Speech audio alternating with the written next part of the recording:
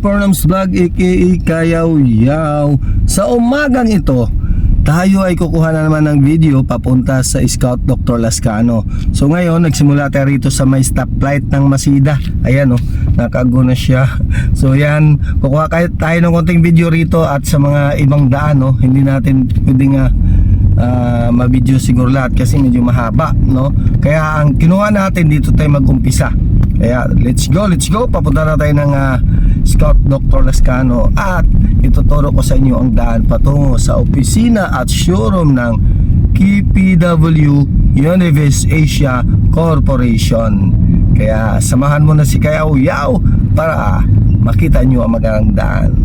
Bago tayo mag-umpisa sa ating vlog for the day, paki-follow ang page ni Fernams Vlog aka Kayaw Yaw para updated kayo sa mga videong ginagawa niya kahit saang lugar. So itong daan na to, yung tatawiran natin, ito yung Blumentritt Street. Ayan. So ipapaalam ko lang sa inyo, kukuha lang tayo ng konting video rito.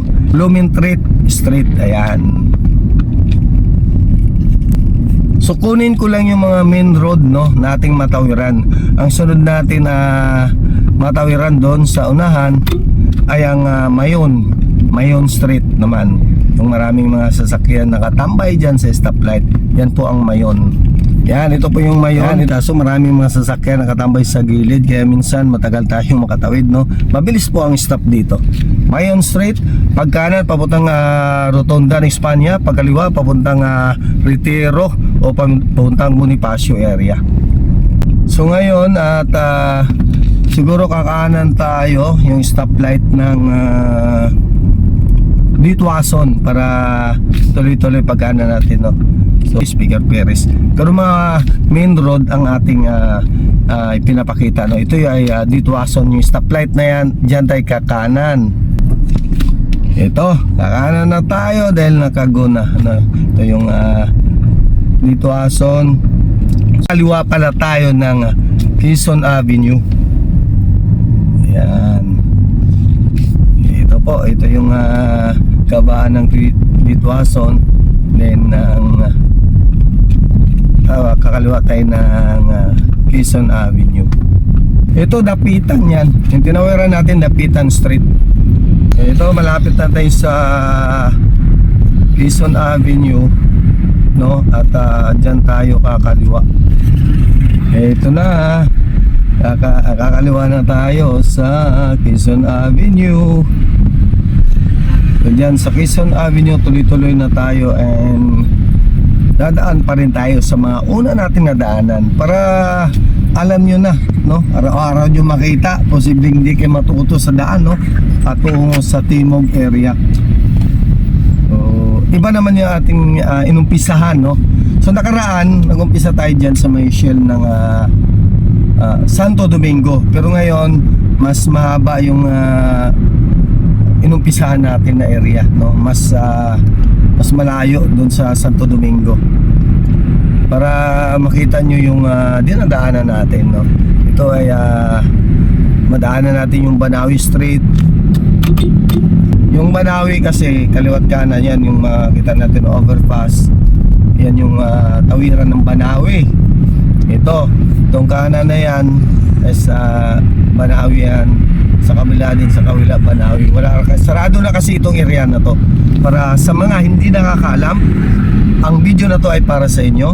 Sa mga hindi kabisado ang lugar dito sa Metro Manila, ito para sa inyo. So dito ako nag-umpisa nakaraan yan sa may Shell daw Diyan ako nag-umpisa nakaraang araw.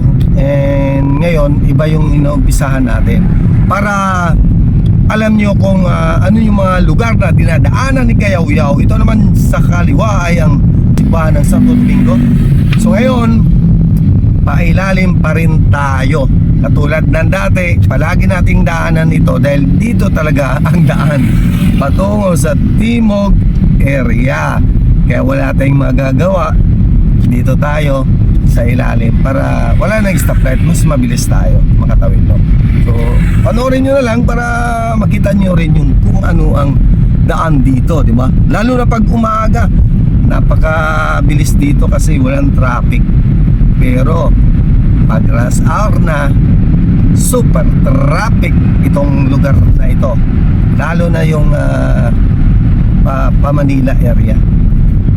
Mahaba niyan simula dun sa timog, napakahaba. So ito na naman, no, kahapon, para updated kayo sa ating vlog, kumanan tayo ng Chua Toko. Ayan, Chua Toko tayo. Ayan, yung unang kanto rito ay Chua Toko yan. Ngayon, ito naman ang ating pangalawang street na kakanan tayo sa araw na ito. Ayan. So itong lugar na to is Quezon City na, di ba? So yan, Fisher Mall na sa unahan, at ito yung G. Garcia Street. Ayan. Ito na po, no? G. Garcia Street. So ganito pangyayari. Kahapon diretso tayo ng di ba? Galing tayo ng Chua Toko, tapos diretso tayo ng Panay, itong Panay. So kaliwa pa rin tayo ng Panay. Panay Avenue ha. Galing tayo ng Quezon Avenue. Ito naman yung Panay. Yan ang Panay. So yung kabaan pa rin ng Panay, papunta ng EDSA yan. Ngayon, ang gagawin natin kasi kumanan tayo nakaraan doon pinaka pangatlo na street, no? Ngayon dito tayo kakanan sa pangalawa. Ito naman yung Don Roses Avenue. So dito tayo, Don Roses Avenue. Yan, Don Roses Avenue. Ito. So dito sa Don Roses Avenue, kikita natin yung rotonda or circle, no? So paikot yan. So tayo papunta sa Mother Ignacia na street. Ito po, ayan. So paikot tayo sa circle ha. Kaya sa mga hindi taga Manila or hindi kabisado Manila, itong video na to para sa inyo. Panoorin nyo hanggang dulo.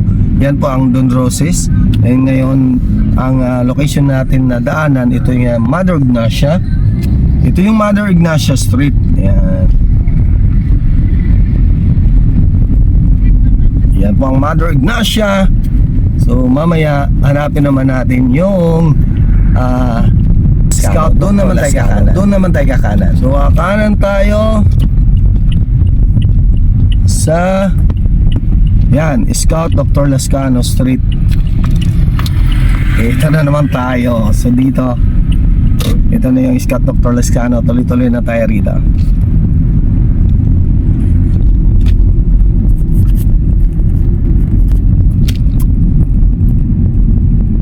Ang unang kanto pa rin simula sa Mother Ignacia ay sa Scout Reyes. Ayan, Scout Reyes. Yan, no? Siguro magamay nyo na yung daan na to, no? Sunod na kanto na tatawiran naman natin ay ito, Scout Santiago. Ayan, Santiago na Scout Santiago. Ang sunod na street nating tatawaran ulit, tatawaran natin, ito yung Scout Tobias, no? Scout Tobias Main Road ang Scout Tobias.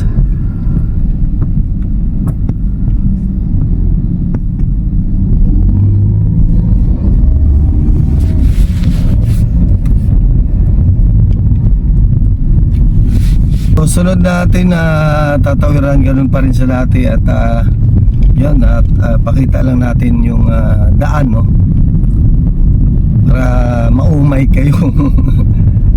Ito naman yung Scout Tuason Street. Scout Tuason.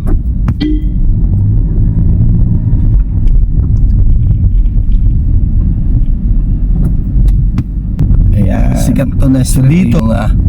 Tomas Morato Street, napaka sikat dito sa Timog, di ba? Nandito kasi yung mga gimikan sa lugar na ito, itong highway na to, no? Yan po ang Tomas Morato, and tatawid na tayo sa kabila.